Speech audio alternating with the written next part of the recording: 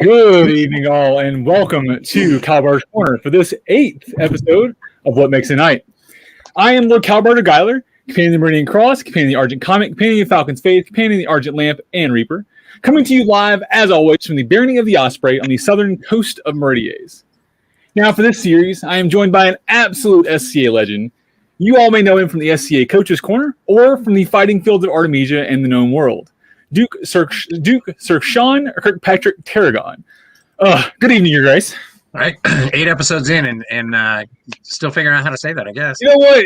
There's too many consonants in there. They blur together, and I can't get it right. Anyway, well, thanks as always for having me, Cal. I am Duke Sir Sean Kirkpatrick Tarragon. I'm from the Kingdom of Artemisia. I have been a knight for going on 34 years now.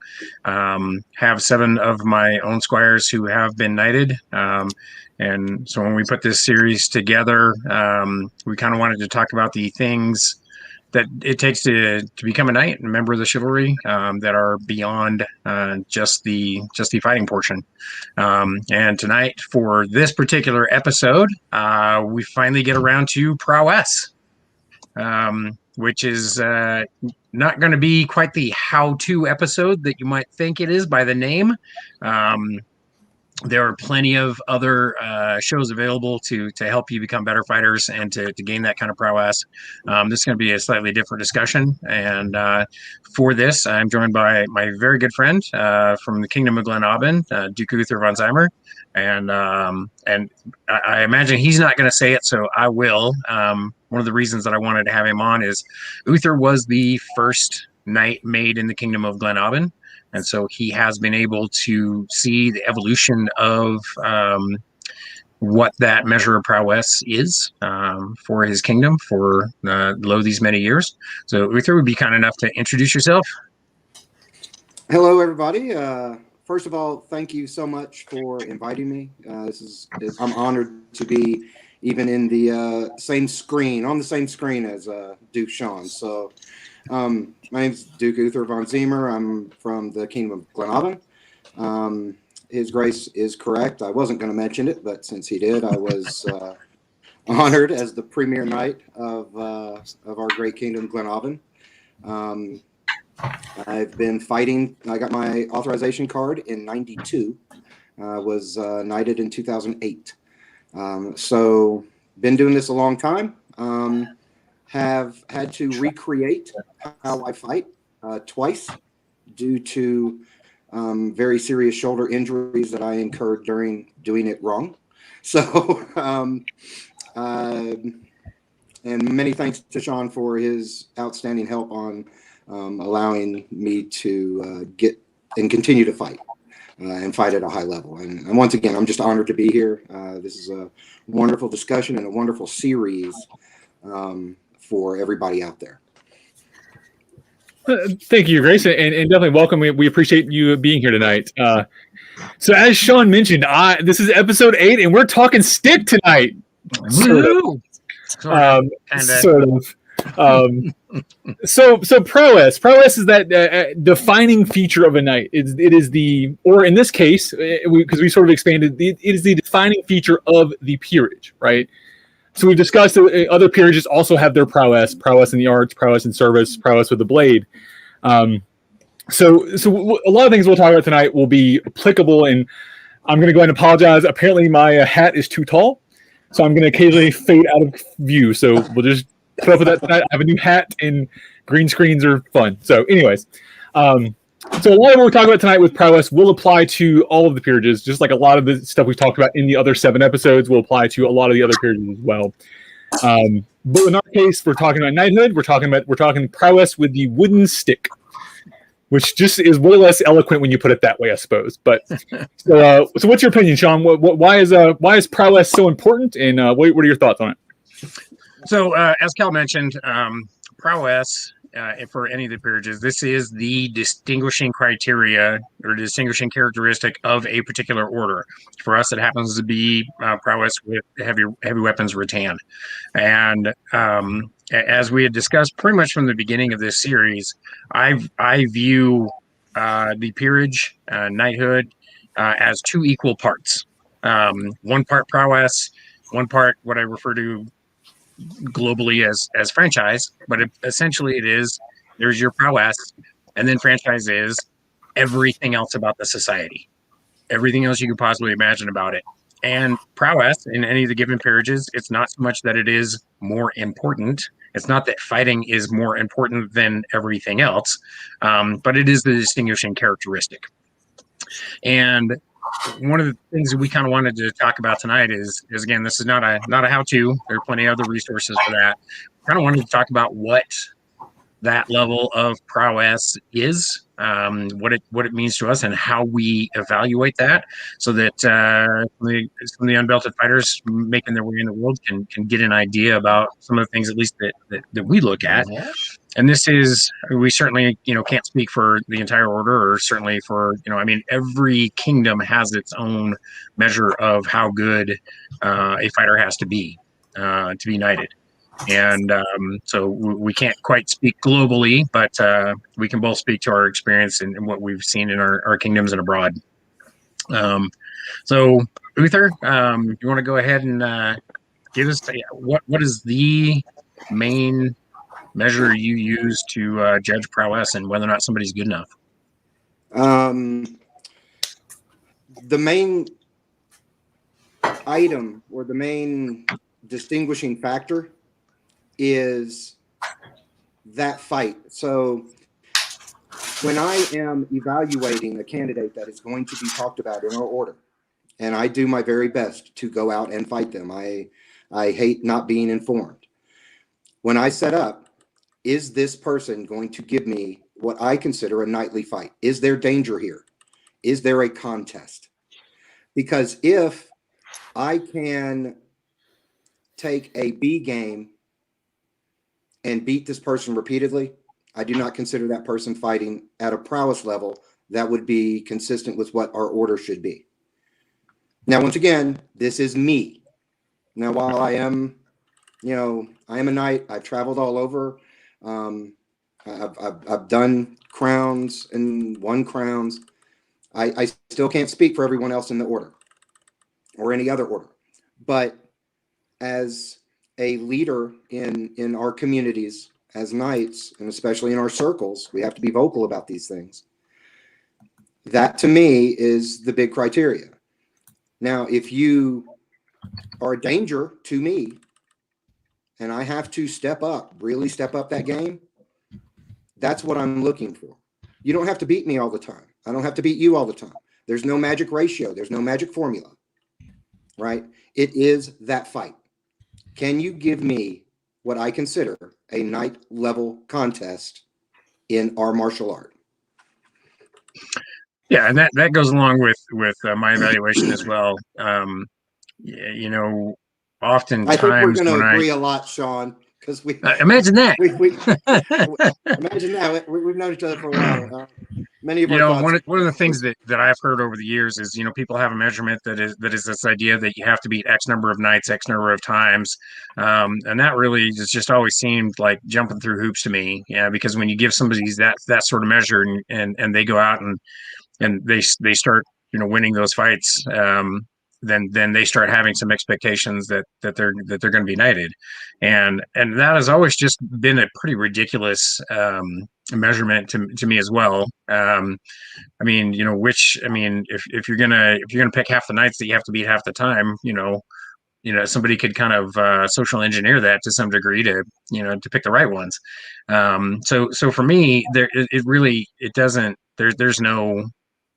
There's no real quantifiable number that you have to have. And again, as Uther was saying, to me, when I fight a particular candidate, I want them to be a threat to me. I want them to give me pause, to give me concern about the fight, and that I'm not going to be able to just stand there and just easily block everything that they throw. I want them to present a threat. As I have been pulled in many circles over the last 30 plus years, and I've said no to probably more candidates than I've said yes to. I have been criticized at times by people saying, well, they shouldn't have to be as good as you to get knighted. And that's true. They should not have to have won 6 crowns to get knighted. Not by any measure. But the fighting has gotten better in the last 30 years since I've been knighted, and they certainly have to be better than I was 30 years ago because the fighting's gotten better. And generally, that means that they are competing well against their contemporaries, and they're competing well against a certain portion of the chivalry as well, and that they are going to provide that contest, and that they are going to make me actually try to beat them. So that's the gist of the measure that I use. Yeah, and you don't really have to beat me at all necessarily for me to be able to evaluate whether or not how much I have to try and whether or not you are, as Kapora says, the equal to your prospective peers in Rattan combat.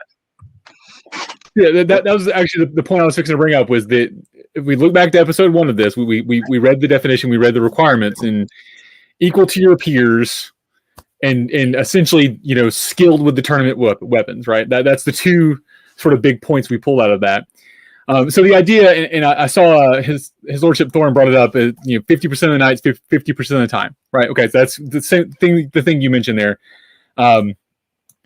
I think what that does for me is, again, speaking on this side of that, is it gives me some sort of benchmark to think towards. Of okay, for me to be a peer, I should be winning a certain number of fights regularly, right? And that's really what I hear. I think putting a number to it is silly.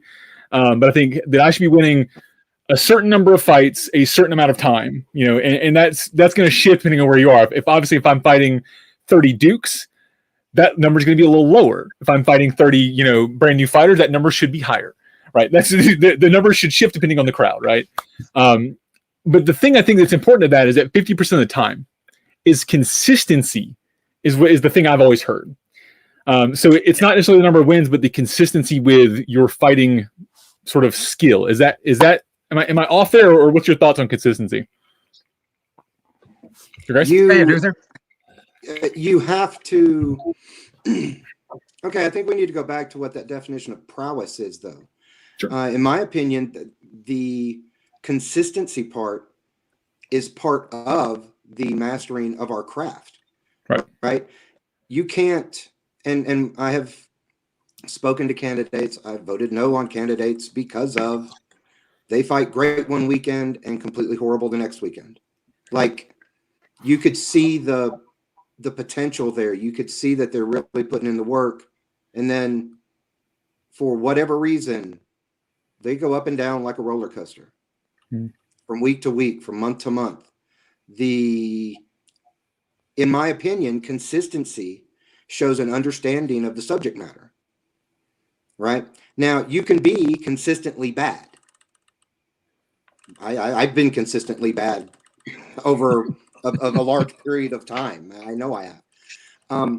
But looking back on that time when I was consistently bad, that's an understanding of the subject matter that I completely failed to connect. I was doing things wrong. So when we talk about 50% of the nights, 50% of the time, that really rolls into a consistency, like you were saying. So consistency, in my opinion, is very important, because once again, it shows that understanding of our craft, right? That you can take a fight and bring that fight over a long period of time. Now, that can be detrimental to the candidate, where they plateau and they never raise above that plateau. And we need to recognize that. I recognize that in myself, and I try to recognize that in others, where you see that plateau and then they have to work to get past that plateau. But I can understand from a candidate's perspective that the 50% of the time can be some form of measuring stick, some form of concrete thing that they can move toward, because a lot of the things we talk about are kind of nebulous, right? We talk about prowess as in itself, from peer to peer, from person to person, is going to take on a slightly different life of its own within that person. So when you're on the path to knighthood and you are doing the work that you really need to do, and there's a lot of work that needs to be done, I can see that it could be beneficial to have some concrete measuring stick there that you can say, okay, I'm doing this. But in the exact same breath, I am going to say that concrete measuring stick does not make you a knight. It does not say that you have the prowess to do and to be a master of your craft. It doesn't. Now, it can help, but just because you're meeting this thing that you have set and that you've heard others say is the bar, quote unquote, that doesn't mean that you are fighting at a knightly level. Right. Yeah, that consistency is a huge part of it. I've seen some knights out there, some knight candidates who are just hot and cold, and you're hopeful for them, and you want you like that moment where they're fighting well, and you want them to continue fighting better, and then they have another day where it all just kind of falls apart. And as Uther mentioned, that displays a certain comprehension of our sport. It belies an understanding of the sport. And I'd much rather have somebody that is, consistently progressing in their fight, rather than somebody comes out just guns a-blazing at a crown, an unbelted fighter goes to the semifinals of crown. And then, the next weekend at their local practice, their local baronial tourney, defender tourney, they're out in 2.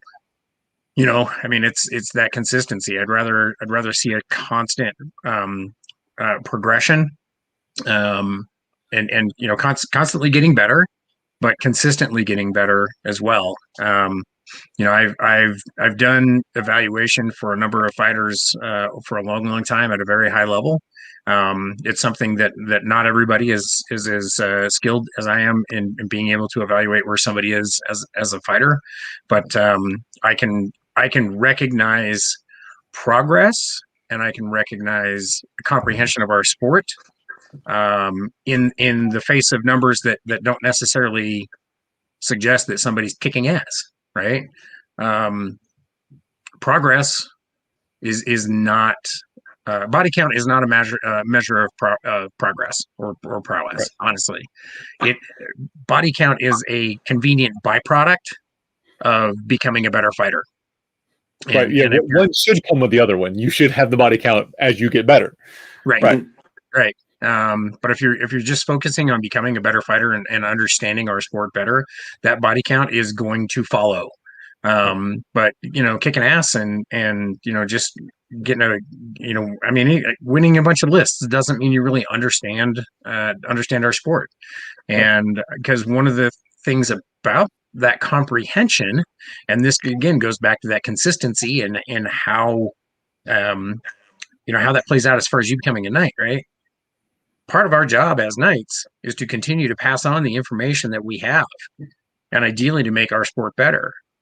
And if you're hot and cold and you don't comprehend our sport and you don't have that consistency, you don't really understand what we're doing, and you can't pass it on to other people down the line. And that is a critical part of what we do. So yeah, I'd much rather have somebody that is slowly progressing consistently than to have somebody that's hot and cold in a variety of lists. Right. Yeah. So I know. So talking about body count and sort of, I guess, tracking that again. This is me speaking as the unbelt in the room. I know when I started tracking my fights, I've got a journal that I started keeping track of fights over fighter practices, and I had some nights were like, oh yeah, that's a good idea, you should definitely do that, and some nights were like, oh my god, you shouldn't do that, it's the worst thing ever, it's so tacky, right? I got very different opinions. So I sat down and thought about it. I was like, okay, what am I doing here? What's the purpose? Am I literally just tracking wins for my ego, or am I doing something else with it? So I realized my goal for that was not to track body count in Sean's words, but it was to track consistency. It was me to look at improvement over time. I'm a data guy. You give me a spreadsheet, I'll tell you everything you need to know about something, right? So that for me, my journaling of my fights was to look at my improvement versus certain fighters over a 6-month period, over a 1-year period, right? Am I consistently beating them more now than I was 6 months ago, right? because now okay, clearly I've improved. Or did I have a slump in December? Did I have a bad day here and there? Like, am I starting to see outliers? And it allowed me to sort of look back. Right, that was what I did it for. But the more important thing I thought too was not necessarily the kill count page. It was the notes page. Right, that's the other half. Here's what I'm doing today, but what's my goal for tomorrow for improving based on those fights? What notes did I take away from those fighters, from those knights, from those dukes that I was fighting? So I think that's my purpose in tracking it, is so I know here's what I did today, and then here's the notes I took away from that. Right, the kill count mattered less than the notes. Yeah. I mean, yeah, sure. There you go. It does. It does. Is huge. Yeah. You know, I don't know, kill count. I don't know. I don't know why verbalizing that term makes me just cringe. Right. Cringe. Because in the grand scheme of things, fighting at a knightly level doesn't give a rat's butt about your body count. Right. It just doesn't. Nobody cares how many people that knight over there has killed in the last 6 months. I mean, Sean, have you ever had any of your brothers or sisters or anything like that in the circle? How many kills you get this week? Yeah. I mean, unless you're out on the battlefield at Gulf Wars, how many kills do you get today? You run a 9 foot. You run a 9 foot spear. What kind of job am I doing for King and Country? For King and Country, right? But that's right. But that's a war. That's a bridge battle. That's like, and people ask me how many kills you get. I don't know. I truly just don't care about the body count. I truly don't. Yeah. Sure. Now there are some people that I know in the back of my mind that I do not fight as well against as others. So when I find them and I'm able to fight with them, there is in my lizard brain, there is a thing back there that says, all right, now last time he crossed you over and made you look like an idiot. So you might want to not have that happen again. But as for how many times I've beaten that person or how many times they've beaten me, that kind of doesn't enter into my mind ever. It's all about, how do I stack up against them? How do I fight against them? Not necessarily whether I beat them, but how do I, as a knight, represent knighthood on the field with that other knight, duke, unbelt, whoever that is. That's what's more important to me. Now, on the journal thing, I love that you keep a journal, but rip out the body count page and just take the note page. Sure. Exactly, and that's I've gotten the exact opposite opinions from two different nights on any given day. Again, like I said, something I started doing just as a thought because somebody recommended it, so I started doing it, and then I got the same other nights when, oh my god, that's the worst thing ever. Never do that. I was like, all right, cool. But yeah, because you're right. Ever. Yeah. I mean, you've explained that you're a data guy, right? Right. You're very analytical, so I don't think it's the worst thing ever. I just don't think it's as important as you think it is. Correct. As opposed to the notes. Yeah, no, you're absolutely correct. And what you're learning and what you're observing and what you're continually working on and the deficiencies that you're seeing in yourself over a period of time that you can then correct. I think that's the more important part than the other. That's all. No, yeah, I totally agree with you. And I'll give you a real world example of how this worked for us recently. In my last reign, the one night that we made in that reign was somebody who, prior to winning that crown, was fighting with this guy, and somebody that I had been following for some time. Always made sure that I had a chance to fight him, made time for him, following his progress. It was just one of those unbelted fighters that I was kind of had a shine for, and always made time for, and I hadn't fought him in maybe 6 months or so, and fought him after a tournament at one of our smaller wars, and all of a sudden he gave me the kind of fight that I was looking for. He gave me pause. He gave me concern, and it was in that day that I saw that what I was looking for. And this is somebody, again, who I've been tracking for a while, and I've been telling him, these are the things I think you need to work on. And when he finally got that all together, and he was able to put that in a fight against me, that gave me pause and gave me concern. I realized that he got what I was hoping for him to have. And I can't tell you whether or not he beat me at all. Right.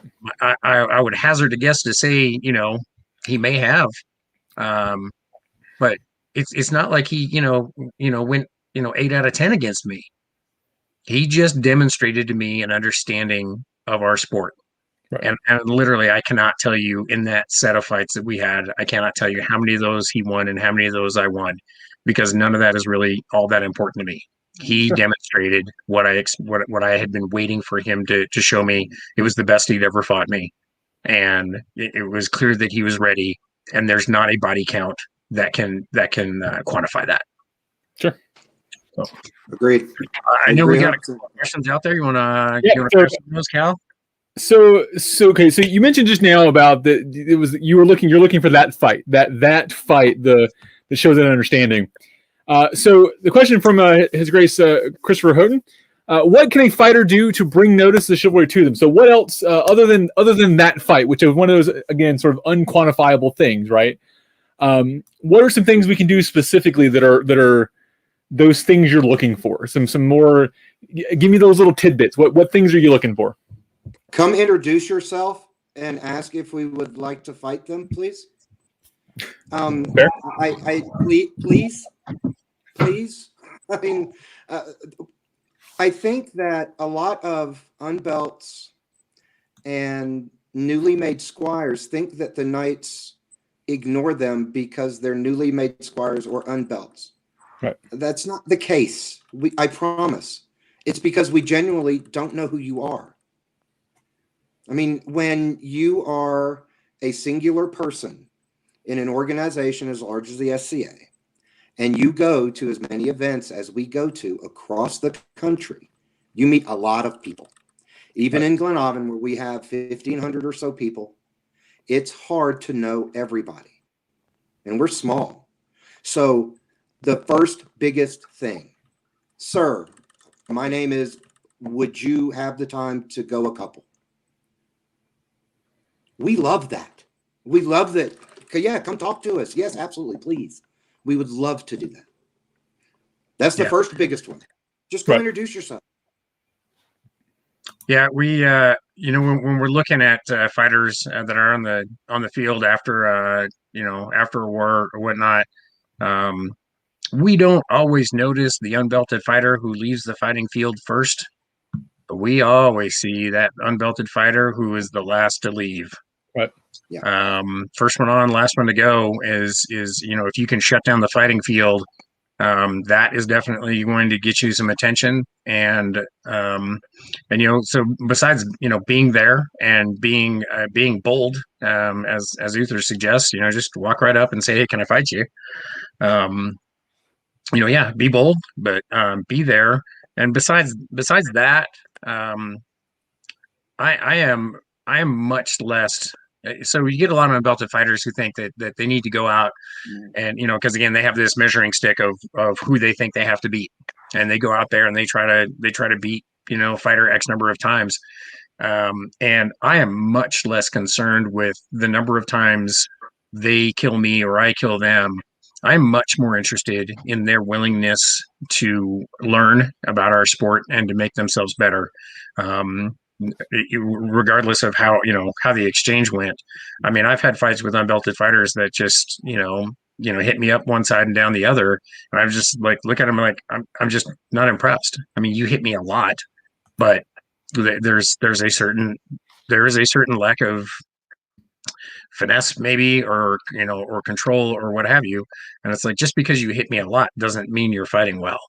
And how well you take input after that is the single biggest determinant for me as to whether or not I'm going to want to give that fighter more information the next time that I see them. And so when you get done fighting somebody, every time you go out there to fight fight a knight or anybody, you should be looking at this as an opportunity to learn our sport and to progress as a fighter. And when you get done with those fights, the first thing you should be asking is, what did you see that I can fix? And if you can do that, that to me tells me that you're interested in being a better fighter. And once we've had that first set of fights, I'm very likely to keep track of somebody like that in the future. I'm very likely to make time for that fighter at future events as well. And I'm much more likely to give them instruction and advice when I see that they are ready for it. Just by the fact of them asking, what do you see that I can fix? How can I be a better fighter? And being genuine about that, as opposed to, well, I just, went out there and kicked Sean's ass so where's my belt? Yeah, that. Admittedly, I've seen that attitude. You're correct. I don't understand it, but I have seen that attitude. I mean, I think, Your Grace, from what I've heard of your prowess, because personally never seen you fight, I think if somebody's beating you enough, I'm just saying, they're at least doing some good, right? It will get my attention. I haven't done that. That's true. There you go. He's done just fine. All right, so again, I'm going to keep cycling back to episode 1. We talked about the sort of what Kapora said. We talked about weapons, and Her Highness of the Mist, dear Sarah, asks, does weapon type matter? So most kingdoms value sword and board, right? Sword and board is the way to get knighted. No, that is a very common thing here in Meridies. I'm guessing it is the same in Glen Albin as well. However, not everybody likes fighting sword and board. Not everybody enjoys that. But what's the deal? Does weapon type matter? And then sort of a follow-up to that is, does weapons depth matter? And how do those two things factor into the assessment? Go ahead, Uther. So the weapon type, in my opinion, does not matter. Sure. The tournament representation is what matters. You can use, and I'll take into account my brother, who was also knighted. Mm-hmm. He fought with a glaive specifically and was able to rule a tournament field with a glaive. Because on a war field, that's a different set of circumstances than in a tournament. And I believe that so much of what prowess and franchise stands for the common person, for the people who are not on the path, for the spectators, the ladies and the galleries, those things matter on the tournament field, not the war field. So I don't believe the weapon style matters. Two-stick, glaive, bastard sword, great sword, pillows. I don't know that. In my opinion, it doesn't matter. Once again, it's that fight. Can you, as a glazesman, give me pause, make me consider exactly what I'm doing, and give me that fight? If you can, and that's your chosen weapon style, I don't make a distinction. You're a fighter using your best weapon against my best weapon. And like I said, I'm speaking for myself. I know that there are those, people who kind of think the sword and board is the way that we should show our prowess as a martial order, as a knight. But I don't agree with that. Your best weapon, you bring your best fight with your best style. Let me bring my best fight with my best style. Mm-hmm. Right? There should be no exclusion there. Right? It should not matter to me, and it doesn't matter to me. I do know that that's the pervading kind of thought of a lot of people, but I'm not one of those people. It doesn't matter to me. So sword and shield is without a doubt the kind of de facto standard weapon system in our sport, and the reason for that is it's the system that gives you the best balance of offense and defense. Right. And that is a product of what I refer to as the magic shield concept, where if somebody hits me in my shield, there's no way that it could possibly do any damage to my arm behind it. But that's the system that we have, and so Sword and Board gives us the best balance of offense and defense, and that's why it is the prevailing dominant system, right? However, I expect a knight to be proficient in a variety of weapons forms. I expect you to be able to pick up anything and be able to account well for yourself with that weapon system. To do that, you are going to, I believe it's easier to do that by establishing a foundation. I wouldn't even say mastery, but a certain level of proficiency in one weapon system, whatever weapon system that may be. It really doesn't matter. But when you have an understanding of one weapon system, the things that are common amongst all weapon systems are going to easily translate to those other weapon systems. Okay. With Sword and Shield being the predominant system that we have, if you want to become a knight with something that is, if you want to have a primary weapon system that is other than Sword and Shield, yes, absolutely do that. Just understand it can be a long road to hoe. Becoming proficient with greatsword or glaive or Florentine or some of the other, especially the mass weapons, that is a longer road to hoe, because there are less people doing those to begin with, and they do not have the advantage that Sword and Shield has of having the best balance of offense and defense. If you're using a two-handed weapon, that is your offense and your defense. And how are you going to be able to do both with that, right? That is something that you have to consider. And it is going to take a lot of work. But if that's what you want to do, then yes, absolutely do that. A couple of years ago, I was fighting one of my Grand Squires, and it was the first time I was fighting him, and he showed up with his sword and shield, and for some reason I knew that wasn't what he wanted to be his primary weapon. And I'm like, what are you doing? He's like, oh, I thought you wanted me to fight you with this. I'm like, no, I said, what do you want to be your primary weapon system? He said, I want to fight the glaive. I said, well, then go get your ass back to camp and bring back what you want to be your primary weapon system. Right. I want to teach you the best I can to be proficient with what you want to be your primary weapon system. So let's do that. So yeah, man, whatever gets you to the field, whatever gets you excited about what we're doing.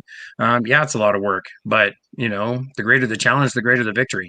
In the end, it is going to be a greater accomplishment for you to gain that proficiency. Now, I will tell you though, if you are going to be a knight, I am going to expect you to be able to provide basic instruction in just about any weapon system.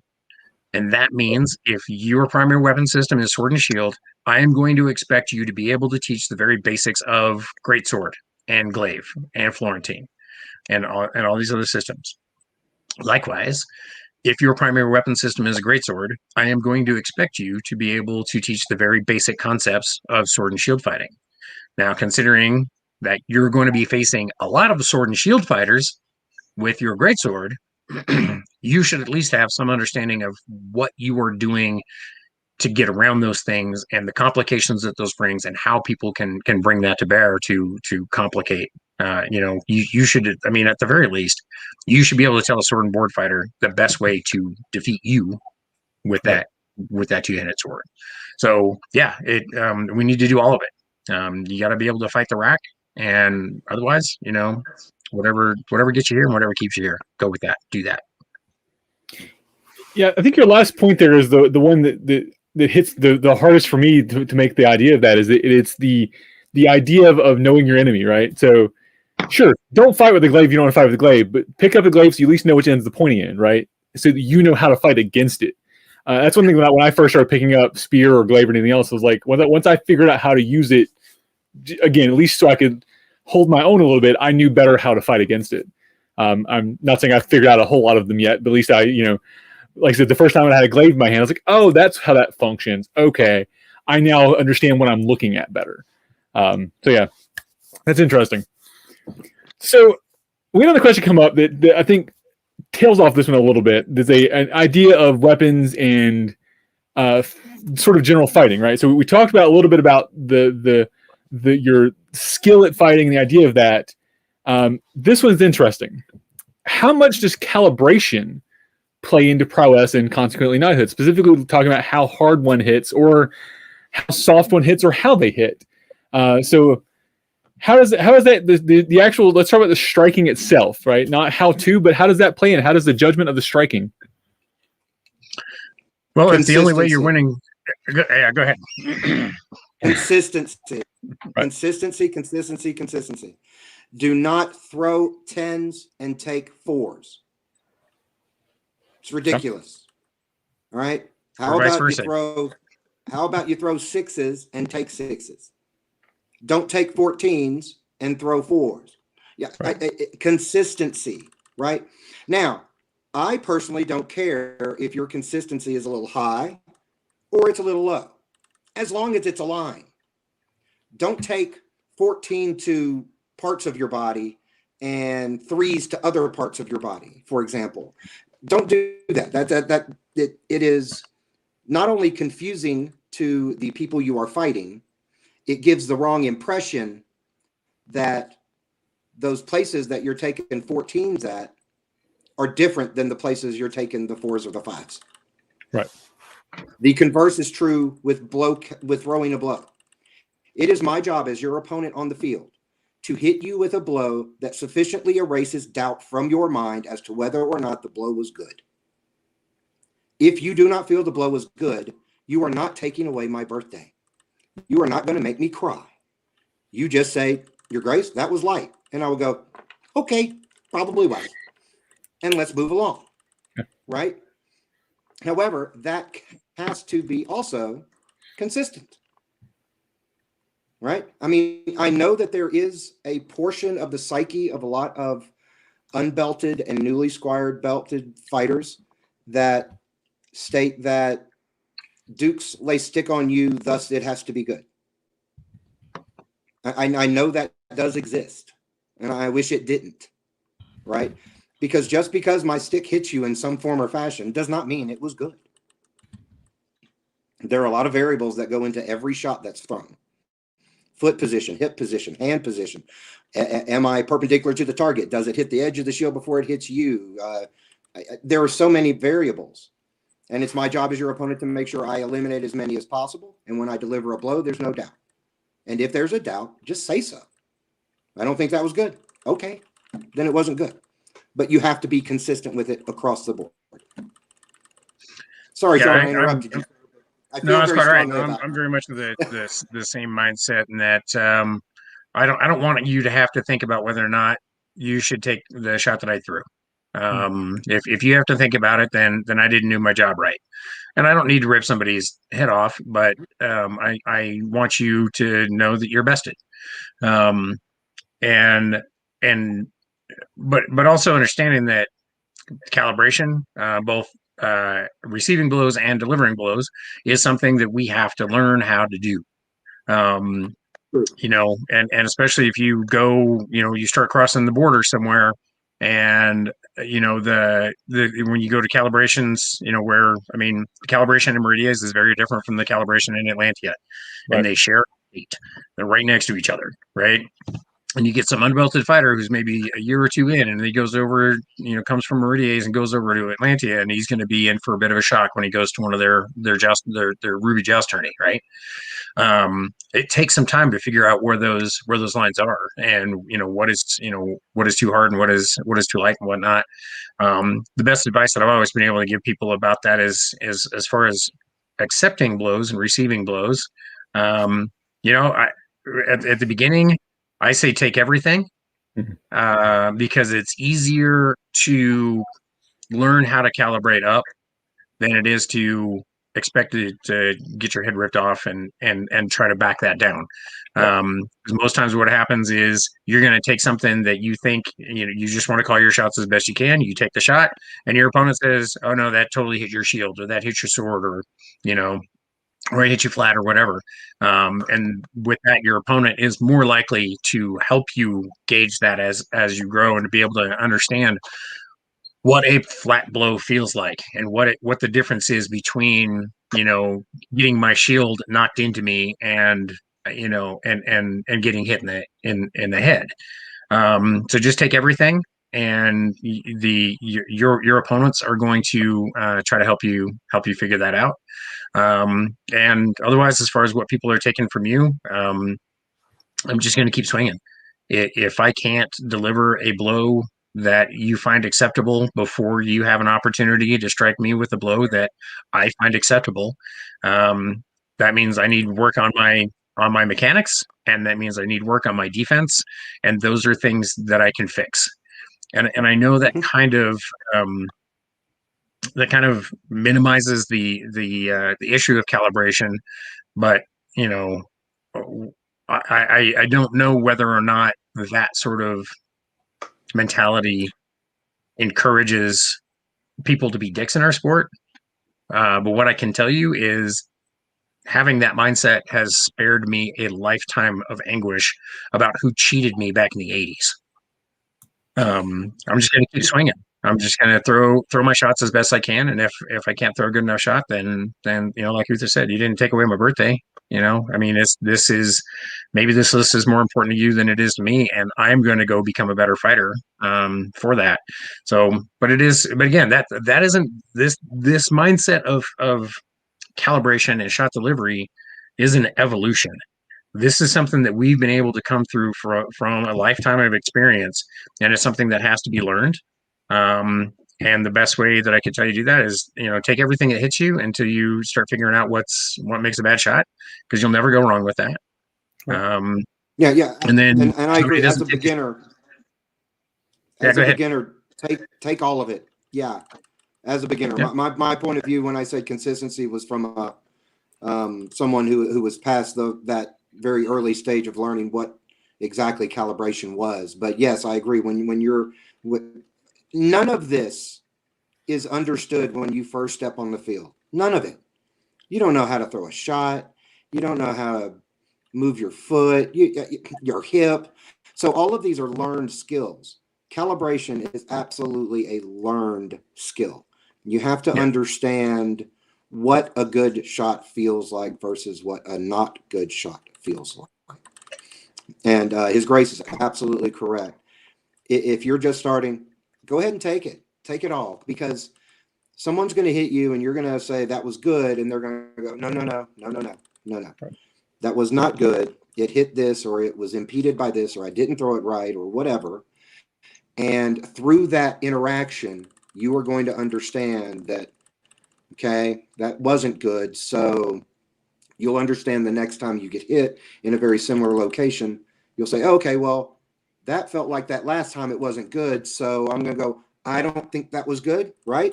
And your opponent's probably the same person, probably going to, yeah, don't take that. So, yeah, it's absolutely a learning process.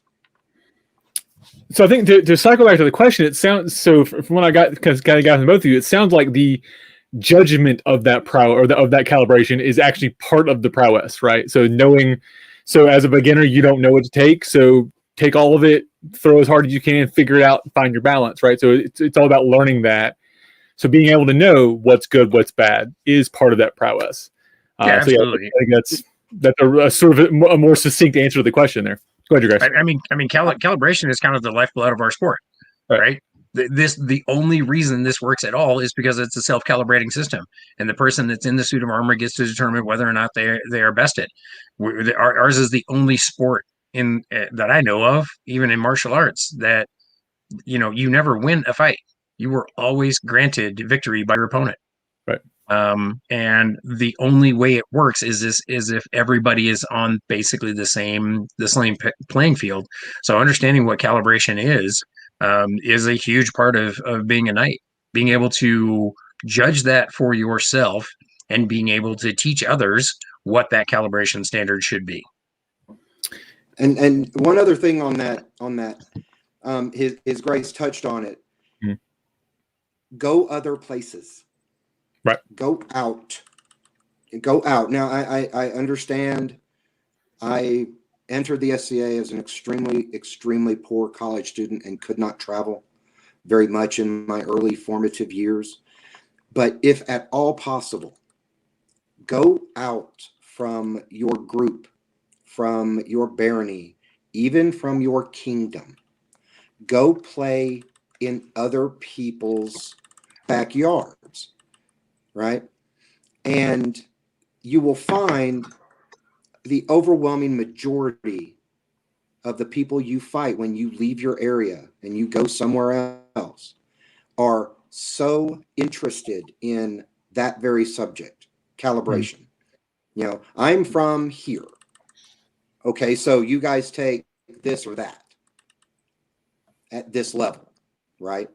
And it's very educational to be able to do that and experience those things. Because when you come back to your group, it really does help you understand, okay, now I'm sort of seeing that we have in our area a line. We've got a calibration here.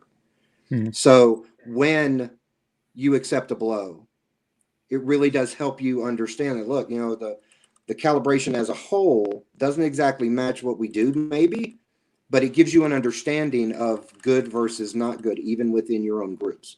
Just go out. You go out and experience those things, and it really will help the learning process of what we're talking about with calibration and consistent calibration and prowess as a whole. Right. Yeah, I know. So as I mentioned, I think before the show, I live about half an hour from the Goblin border down on the coast, and it was really weird for me. So fortunately I got 2 different fighter practices and events that are within an hour of me that direction. I actually ended up getting in the last year before COVID. I attended more Glen Albin events than I did Meridian events just because of distance, and it's very different. Like even 30 minutes away, it's a different fighting style, right? It's a different game you play.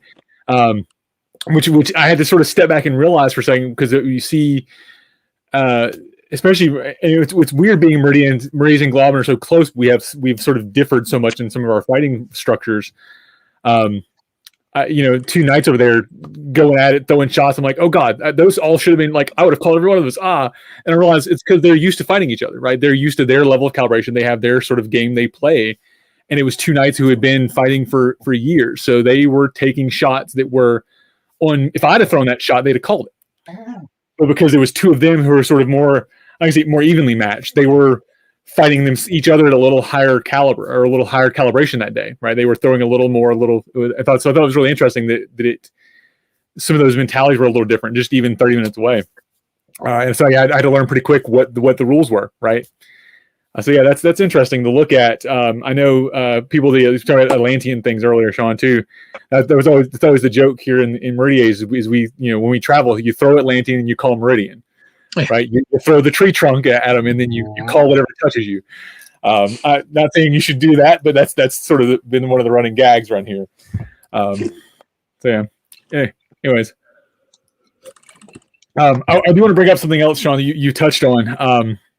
Actually, you remind me of one of my favorite movies. You talked about this is the only sport that basically you can't win; you can only lose, right? Yeah.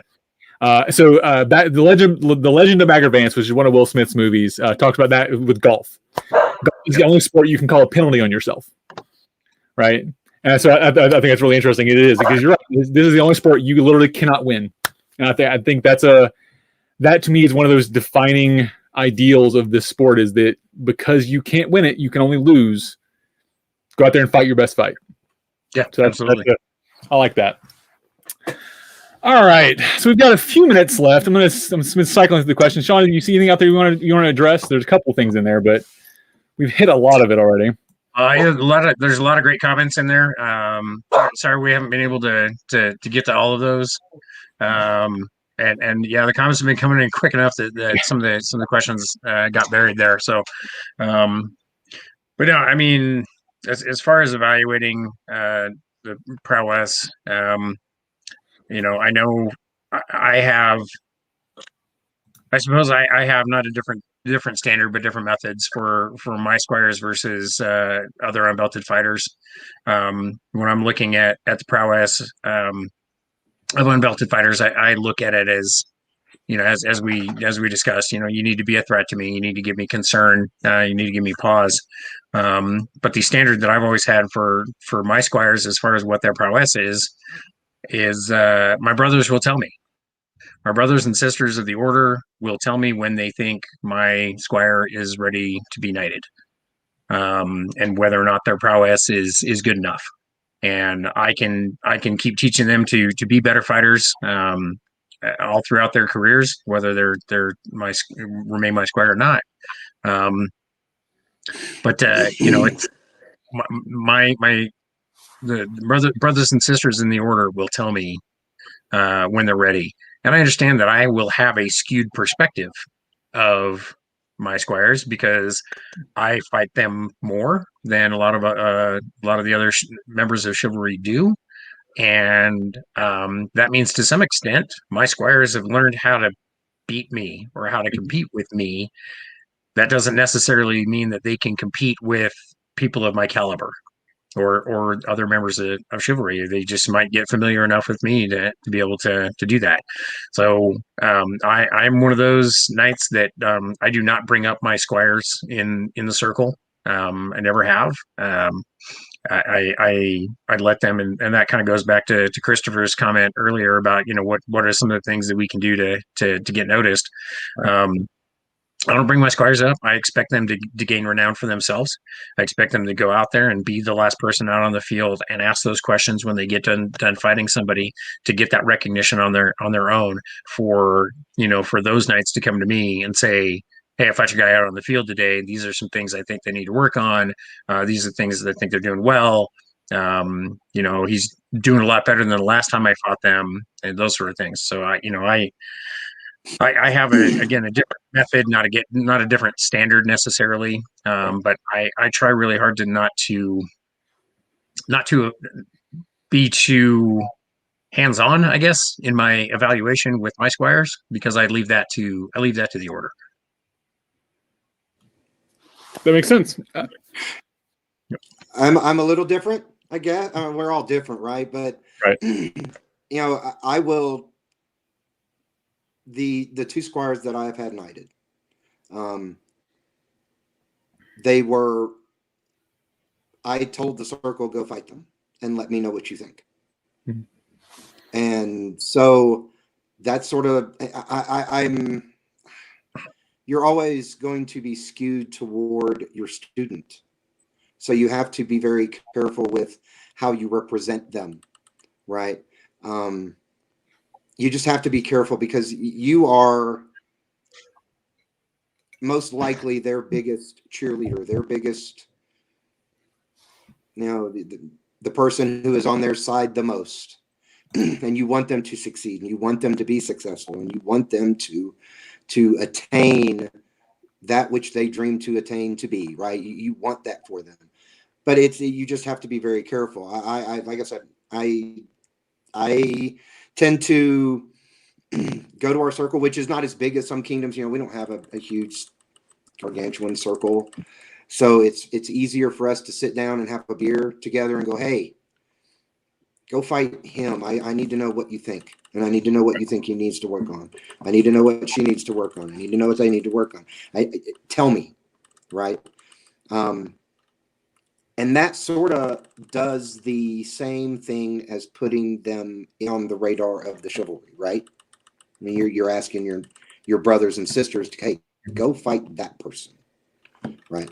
So I think I'm a little more of a vocal person in the circle than Sean is, because I will state those things in circle. Look, go do this. Tell me, and bring it up the next time we're in circle in 3-4 months. Hey, did you go fight that guy?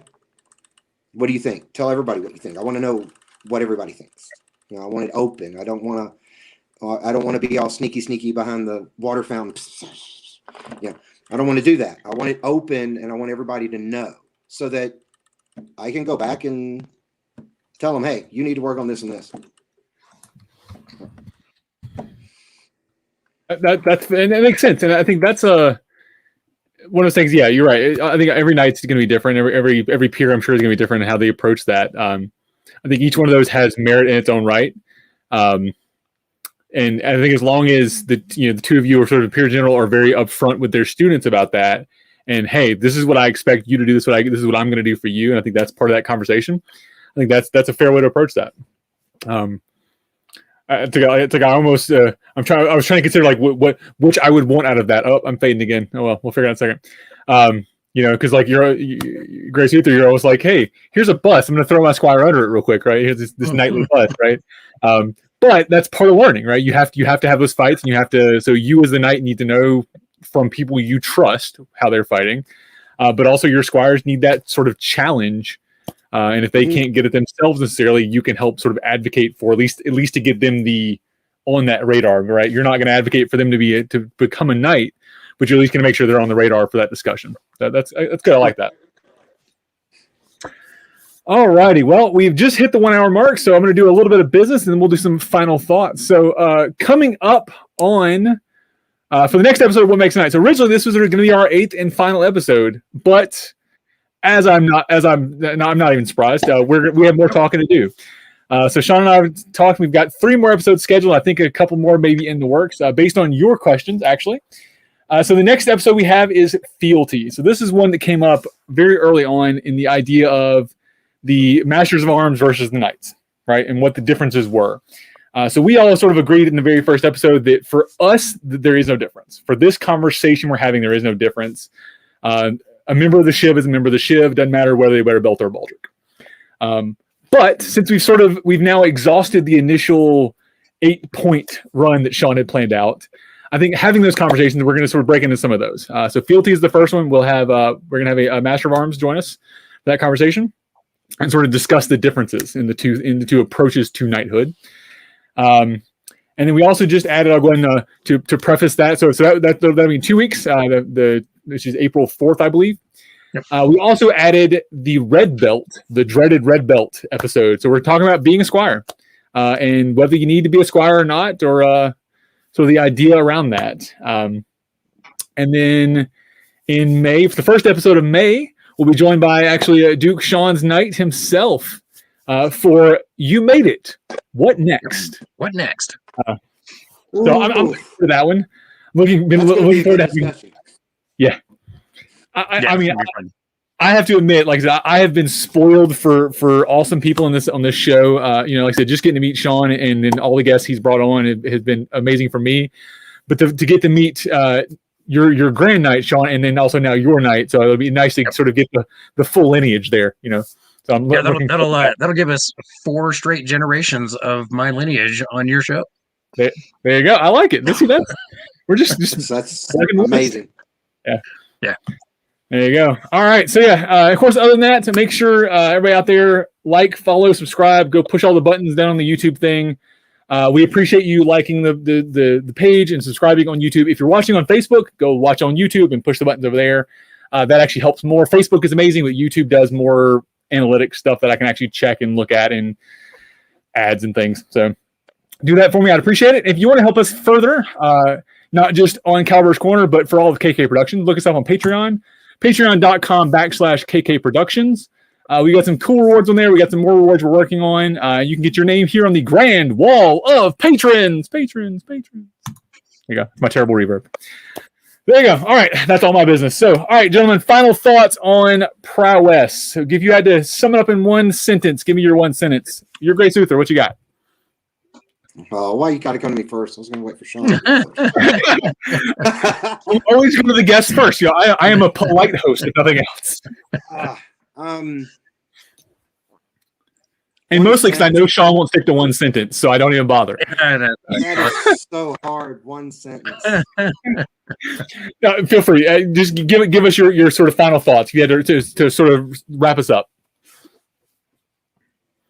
The path to knighthood requires dedication, sweat, and tears. It is a dedication to our sport and to the SCA as a whole.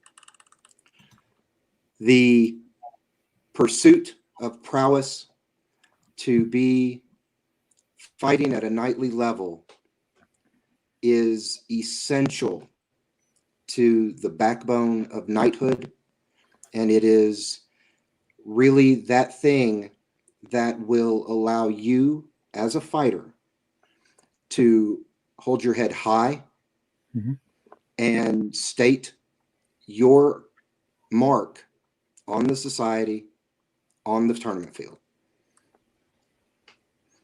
There you go. Sean, what you got? In the history of our society, there's been more than 2,000 people that have been added to the Order of Chivalry. And if you were to ask 2,000 people what prowess is, you're going to get about 3,000 different answers. Everybody's going to have their own idea of what that measure of prowess is. And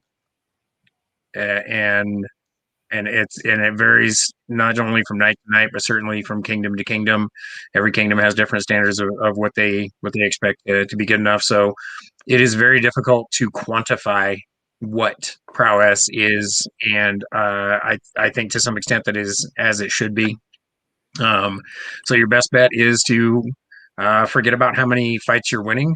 Forget about the wins and losses, and because as I've been saying for decades, that concern for wins and losses just gets in the way of everything. Just go out there and be the best fighter you can possibly be for its own sake. Try to be a better fighter than you were the day before.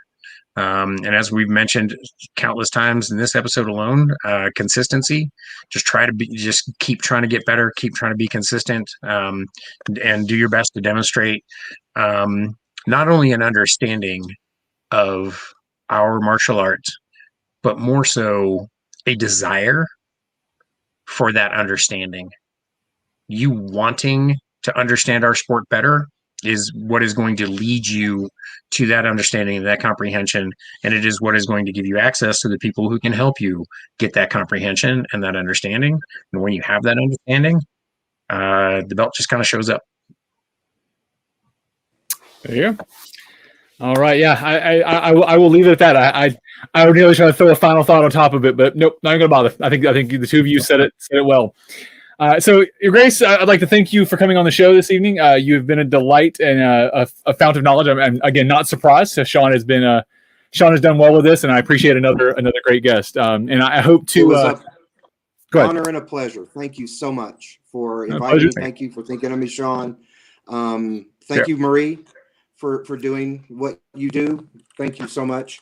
It was just an honor and a pleasure to be here. Thank you. Marie's always surprised when she has to sign her name. She's like, "Oh wait, that's me." Uther, thanks for coming on. I really appreciate it. It's always great talking to you. Anytime you want me back, just let me know. I'd be honored to come back and whatever. This was amazing. So thank you. And Kal, as always, thank you for producing this and making this available. So really appreciate you. Thank you, Kal.